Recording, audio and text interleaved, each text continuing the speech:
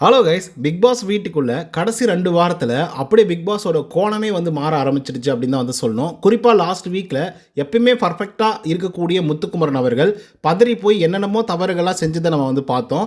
அது மட்டும் இல்லாமல் ஓஸ்ட்டும் வந்து வச்சு செய்யின்னு வந்து செஞ்சு விட்டுருந்தாப்புல. அதை தாண்டி முத்துக்குமரனை வின்னர் ஆக்குவீங்களா ஆக்க மாட்டிங்களா அப்படிங்கிற மாதிரி பல கேள்விகள் வந்து இருந்துகிட்ருக்கு. அது டெபேட்டாகவும் மாறிட்டு இருக்குது அப்படின்னு தான் வந்து சொல்லணும். சரி, போன வாரம் முத்துக்குமரனை பிடிச்சி செஞ்சு விட்டாங்க. இந்த வாரத்தில் வந்து பார்த்திங்கன்னா சௌந்தர்யாவை பிடிச்சி செய்யணும் அப்படின்ற ஒரு முடிவில் வந்துட்டாங்க. ஏன்னா முதல் நாள்லேயே சௌந்தர்யாவை பிடிச்சி பயங்கரமாக டார்கெட் பண்ணுற மாதிரி யார் இந்த வீட்டுக்குள்ளே இருக்கக்கூடிய ஆட்கள் அதிகப்படியான பிஆர் ஆக்டிவிட்டீஸ் வந்து பண்ணுவாங்கன்னு நீங்கள் நினைக்கிறீங்க அப்படின்னு சொல்லி காலையிலே மார்னிங் ஆக்டிவிட்டி டாஸ்க் வந்து கொடுத்தாங்க. ஸோ இந்த டாஸ்கில் எல்லாருமே டார்கெட் பண்ணது வந்து சௌந்தர்யா அவர்களை தான். ஸோ அவங்களும் வந்து பார்த்திங்க அப்படின்னா ஒத்துக்கிட்டாங்க, யாருக்கு தான் இந்த இடத்துல வந்து பிஆர் எல்லாம் இருக்குது, எனக்கு வந்து இருக்குதாம்பா, அப்படி இருந்தால் கூட நான் ஏதாச்சும் வந்து பண்ணணும், மக்கள் வந்து என்னை ஏற்றுக்கணும், அப்படி ஏற்றுக்கிட்டால் மட்டும்தான் நான் இந்த இடத்துல வந்து இவ்வளோ தூரம் வந்து சர்வே ஆகிருக்க முடியும். ஸோ அதனால் நான் வந்து என்னை நம்புகிறேன் அப்படிங்கிற மாதிரி வந்து பிஆர் இருக்கிறதையும் ஒத்துக்கிட்டாங்க. ஓப்பனாக நிறைய விஷயங்களையும் பேசி விட்டாங்க. ஸோ இதனால் வந்து சௌந்தர்யாவுக்கு மிகப்பெரிய அளவில் நெகட்டிவாக மாற ஆரம்பிச்சிருக்கு. ஸோ இதை தொடர்ந்து இன்னும் பெரிய பெரிய பாம்பெல்லாம் வந்து பிக் பாஸ் சைட்லேருந்து வந்து போட்டுட்ருக்காரு. அதெல்லாம் என்ன அப்படிங்கிறத பற்றி இந்த வீடியோவில் முழுசாக பார்க்கலாம். ஸோ இந்த வீடியோக்கு போகிறதுக்கு முன்னாடி நம்மளோட சேனலை சப்ஸ்கிரைப் பண்ணாதவங்க சப்ஸ்கிரைப் பண்ணிச்சுக்கோங்க. இந்த வீடியோ குறைஞ்சபட்சம் ஒரு 1000 லைக்கான எதிர்பார்க்குறோம். ஸோ லைக்கை போடுங்க, வீடியோ பாருங்கள், வாங்க இன்றைய வீடியோக்குள்ள வந்து போகலாம். அதாவது நான் ஆரம்பத்துலேருந்து வரேன், இந்த சீசனோட தொடக்கத்துலேருந்தே பயங்கர ஆக்டிவாக இருக்கக்கூடிய ஒரு ஆள் அப்படின்னு பார்த்தீங்கன்னா முத்துக்குமரன் அவர்கள் தான். ஸோ எல்லாருமே வந்து யோசிக்கிறது என்னென்னா, எல்லாரும் ஜாக்லினுக்கு சப்போர்ட் பண்ணுறாங்க, தீபக் சப்போர்ட் பண்ணுறாங்க, ரயானுக்கு அப்படி இப்படின்னு சொல்லி எல்லாருக்குமே ஃபாலோவர்ஸ் இருக்காங்க, எல்லாருக்குமே ஃபேன்ஸ் பேசஸ் வந்து இருக்காங்கன்னு வச்சுக்கோங்களேன். பட் எண்ட் ஆஃப் தி டே அதிகப்படியான ஃபேன்ஸ் அண்ட் ஓட்டிங்ஸ் பேங்கிங் வச்சுட்டு இருக்கிற ஆள் யார் அப்படின்னு பார்த்தீங்கன்னா முத்துக்குமரன் தான் இந்த சீசனை பொறுத்த வரலையும். ஆனால் அவரையே லாஸ்ட் வீக்கில் போட்டு போலன்னு வந்து பொழந்தெடுக்கிற மாதிரி விஜய் சேதுபதி அவர்கள் ரோஸ்ட் பண்ணி விட்டாப்புல. ஆனால் முத்துக்குமரன் வந்து பார்த்திங்கன்னா அந்தளவுக்கு ஆடி விட்டாப்புல அப்படின்னு தான் வந்து சொல்லணும். ஆனால் அந்த முத்துக்குமரன் தன்னுடைய நிலையை மறந்து வேறு மாதிரி ஒரு முகத்தை காட்டுறதுக்கு சில சுச்சுவேஷன் வந்து கிரியேட் ஆச்சு. அந்த சுச்சுவேஷன் தான் வந்து பார்த்திங்கன்னா முத்துக்குமரனை வந்து அப்படி மாற்றுச்சு அப்படின்னு வந்து சொல்லலாம். லைக் இந்த வீக்கில் வந்து முதல் நாள்லேயே சௌந்தர்யா அவர்களை வந்து டார்கெட் பண்ணுற மாதிரி பிஆர் ஒர்க் யார் அதிகமாக பண்ணுறாங்க அப்படின்னு சொல்லி கேட்கும்போது அவங்களும் எக்ஸ்போஸ் ஆகுறாங்க. ஸோ இந்த பக்கம் முத்துக்குமரனுக்கு செம்ம அடியா, அவன் தான் டைட்டில் வின்னர் ஆக போகிறான் அப்படிங்கிற மாதிரி பேசிகிட்டு இருக்கும்போது சரியான அடி வந்து விழுந்துட்டுருக்கு. இந்த பக்கம் சௌந்தர்யா அட்லீஸ்ட் அடுத்தபடியாக முத்துக்குமரனுக்கு அடுத்தபடியாக சௌந்தர்யா இருப்பாங்க, முத்துக்குமரன் வின்னர் அப்படின்னா சௌந்தர்யா ரன்னராக இருப்பாங்க அப்படின்னு சொல்லிட்டு இருக்கும்போது சௌந்தர்யாவுக்கும் செம்ம அடி விழுது இன்னைக்கு. ஸோ இதனால் சோசியல் மீடியாக்கெல்லாம் பயங்கரமாக ஃபயர் விட்டுருக்காங்க. குறிப்பாக அவங்களுடைய ஃபேன்ஸ் இருக்காங்கல்ல, டேய் நானும் சௌந்தர்யாவோட பிஆர் தான்டா, ஏன்னா நானும் வந்து சப்போர்ட் பண்ணுறேன்டா, நானும் ஓட்டிங்ஸ் வந்து போடுறேன்டா அப்படின்னு சொல்லி கமெண்ட்ஸ்லாம் ஃபுல்லாக அவங்களுடைய ஃபேன்ஸ் எல்லாம் வந்து பார்த்திங்கன்னா போட்டு தாக்கிட்டு இருக்காங்க அப்படின்னு வந்து சொல்லலாம். பட் எனிஹவ் கிட்டத்தட்ட ஒரு 60% பேர் வந்து பாசிட்டிவாக ரியாக்ட் பண்ணாலையும் 40% பேர் வந்து நெகட்டிவாக ரியாக்ட் பண்ண தான் செய்வாங்க. ஸோ அது வந்து ஓட்டில் பார்க்கும்போது தான் அது இம்பேக்ட்ஃபுல் எவ்வளோ தூரம் வந்து இருக்க போகுது அப்படிங்கிறது வந்து தெரிய வரும். ஸோ இதனால் வந்து பார்த்திங்க அப்படின்னா சௌந்தர்யா அவர்களுக்கு வின்னர் ஆகிறதுக்கோ இல்லை ரன்னர் அப் ஆகிறதுக்கோ அந்த வாய்ப்புகள் அப்படிங்கிறது வந்து குறைய ஆரம்பிக்கும். அதுதான் வந்து பார்த்திங்கன்னா இப்போ நடந்துகிட்ருக்கு. உண்மையாக சொல்ல போனால் இன்றைக்கி ஈவினிங்குள்ளார வந்து பார்த்திங்கன்னா அன்அஃபிஷியல் ஃபோல்டர்லேருந்தே நமக்கு ஓட்டிங்ஸ் வர ஆரம்பிச்சிடும். அதிலே வந்து பார்த்திங்கன்னா கிளியராக வந்து தெரிஞ்சிடும் முத்துக்குமரனுக்கு எந்த நிலைமையில் இருக்குது அண்ட் சௌந்தர்யா அவர்களுக்கு வந்து எந்த மாதிரியான நிலைமையில் ஓட்டிங்ஸ் அப்படிங்கிறது வந்து வருது அப்படின்னு சொல்லி. அண்ட் கடந்த 3-4 வாரத்தில் வந்து சௌந்தர்யாவும் அதே மாதிரி வந்து பார்த்திங்கன்னா நம்முடைய முத்துக்குமரனும் நாமினேஷனில் வரல. ஸோ அதனால் இவங்களுக்கு பழைய ஓட் பேங்க் வந்து இருந்துகிட்ருக்கு. பட் இப்போ எப்படி இருக்குது அப்படிங்கிறத நம்ம பார்க்கணும். ஏன்னா ரயானுக்கு வேறு லெவலில் ஓட்டிங்ஸ் வந்து ஏறிடுச்சு, தீபக் வந்து ஏற ஆரம்பிச்சிடுச்சு. ஸோ இப்போ மஞ்சரி வெளியே போயிருக்காங்க, அவங்களுடைய ஓட்டிங்ஸ் வந்து யாருக்கு போக போகுது அப்படின்றது தெரியல. அதே மாதிரி ராணுவ வெளியே போயிருக்காரு, அவருடைய ஓட்டிங்ஸ் வந்து யாருக்கு வந்து கன்வெர்ட் ஆக போகுது அப்படின்றது வந்து தெரியல. ஸோ அதனால் டோட்டலாக நிறைய விஷயங்கள் வந்து நடந்துகிட்ருக்கு.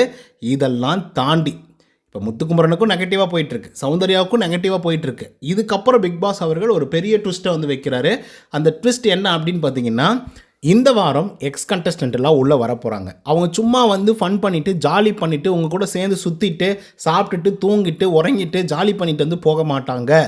அவங்களும் உங்கள் கூட வந்து போட்டி போட போகிறாங்க அப்படின்னு சொல்லி ஒரு பெரிய ஷாக்கிங்கான ஒரு விஷயத்தை வந்து பிக் பாஸ் அவர்கள் வந்து சொன்னாங்க. அது வரைக்கும் ஓகே. அதுக்கப்புறம் இன்னொரு ஷாக்கிங்கான ஒரு விஷயத்த சொன்னார்.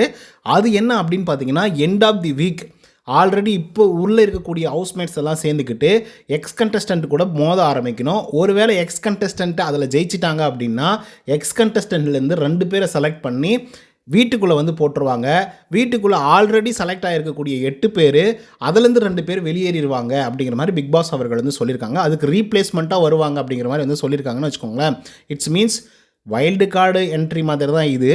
இவங்க உள்ளர வந்து ஒரு வேளை வெற்றி பெற்றாங்க எக்ஸ் கண்டஸ்டன்ட்லாம் அப்படின்னா அவங்க 15th வீக்கில் சொல்லப்போனால் டைட்டில் வின்னிங்கே கூட வந்து அவங்க சான்ஸ் இருக்கும் அடிக்கிறதுக்கு. அந்த மாதிரி ஒரு சான்ஸை வந்து பிக் பாஸ் அவர்கள் வந்து கிரியேட் பண்ணுறாங்க. பட் யாரெல்லாம் உள்ளே வர போகிறாங்க அப்படிங்கிறது சுத்தமாக தெரியல.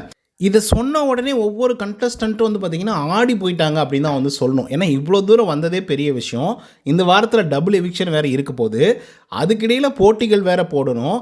போட்டிகள் போடுறது மட்டும் இல்லாமல் அவங்கள ஜெயிக்கவும் செய்யணும். எக்ஸ் கண்டஸ்டண்ட்டை ஜெயிக்கவும் செஞ்சு அந்த இடத்த தக்கவும் வச்சுக்கணும் அப்படிங்கிறது ஒரு பெரிய ப்ரெஷர் தான் இப்போ இருக்கக்கூடிய கண்டஸ்டண்ட்டுகளுக்கு. இது எவ்வளோ தூரம் வந்து பிரச்சனையை உண்டாக்கும் அப்படின்னு பார்த்தீங்கன்னா ஆல்ரெடி முத்துக்குமரனுக்கு செம்ம அடி விழுந்திருக்கு. சௌந்தர்யாவுக்கு பிஆர் ஆக்டிவிட்டி அப்படின்ற மாதிரி ஒரு அடி விழுந்திருக்கு. இப்போ எக்ஸ் கண்டஸ்டண்ட்டும் உள்ளர வராங்க. ஒருவேளை எக்ஸ் கண்டஸ்டண்ட் ஜெயிக்கிறாங்கன்னு வச்சுப்போமே, இங்கே தான் வந்து பிரச்சனையே ஆரம்பிக்கும். ஜெயிச்சிட்டாங்க, 2 பேரை ரீப்ளேஸ்மெண்ட் வந்து பண்ணியே ஆகணும் அப்படிங்கிற மாதிரி ஒரு சுச்சுவேஷன் ரியலாகவே க்ரியேட் ஆகுதுன்னு வச்சுக்கோங்களேன். ஒரு வேளை அவங்க சும்மா கூட சொல்லியிருக்கலாம், ஒரு வேளை ரியலாக நடந்துட்டால் எக்ஸ் கண்டஸ்டன்ட் உள்ளர வந்து ஜெயிச்சிட்டாங்க இவங்களெல்லாம் காம்பீட் பண்ணி அப்படின்னா யாரை ரீப்ளேஸ் பண்ணுவாங்க அப்படின்னு நீங்கள் நினைக்கிறீங்க? கண்டிப்பாக சொல்கிறேன், முத்துக்குமரன் அவர்களையும் அண்ட் சௌந்தர்யா அவர்கள் இவங்க 2 பேரையும் தான் ரீப்ளேஸ் பண்ணணும்னு நினைப்பாங்க. ஏன்னா இவங்க 2 பேர் தான் ஜெயிக்கிற தருவாயில் வந்து இருந்துகிட்ருக்காங்க. ஸோ அதனால் வந்து பார்த்திங்க அப்படின்னா ஒரு பெரிய பிரச்சனைகள் வந்து வர ஆரம்பிக்கும். ஒரு வேளை இது ஒரு பெர்ஸ்பெக்டிவ். இன்னொரு பெர்ஸ்பெக்டிவ் என்ன அப்படின்னு பார்த்தீங்கன்னா, இந்த X contestant wild card entry மாதிரி வராங்க இல்லையா, அவங்க வந்து கேம்லேயும் வந்து போட்டி போட போகிறாங்க இல்லையா.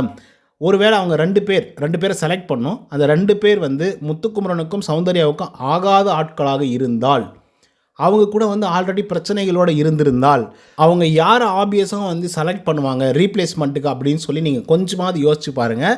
இந்த இடத்துல பெரிய ட்விஸ்ட்டே வந்து நடக்கும். ஸோ இதுதான் வந்து பார்த்திங்கன்னா பிக் பாஸோட டச் அப்படின்னே வந்து சொல்லலாம். பட் எனிஹவ் என்னை பொறுத்தவரையிலும் உள்ளே இப்போது இருக்கக்கூடிய கண்டஸ்டண்ட்டுகள் தான் ஜெயிக்கணும் அப்படிங்கிற மாதிரி வந்து தோணுது. ஏன்னா கஷ்டப்பட்டு இவ்வளோ தூரம் வந்துட்டு இங்கேருந்து சும்மா ஒரு டாஸ்க்கை வந்து வச்சு அந்த டாஸ்கில் வந்து தோத்துட்டாங்க அப்படின்றதுக்காக ரீப்ளேஸ்மெண்ட் பண்ணிக்கலாம் அப்படின்னு சொல்கிறதெல்லாம் என்னை பொறுத்தவரையிலும் அது சரியில்லை. பட் இருந்தாலும் கேம் வைஸ் பார்க்கும்போது பயங்கர இன்ட்ரெஸ்டிங்காக வந்து இருக்க போகுது. ஸோ இதில் நிறைய வெஞ்சன்ஸான விஷயங்களும் வந்து நடக்கும்.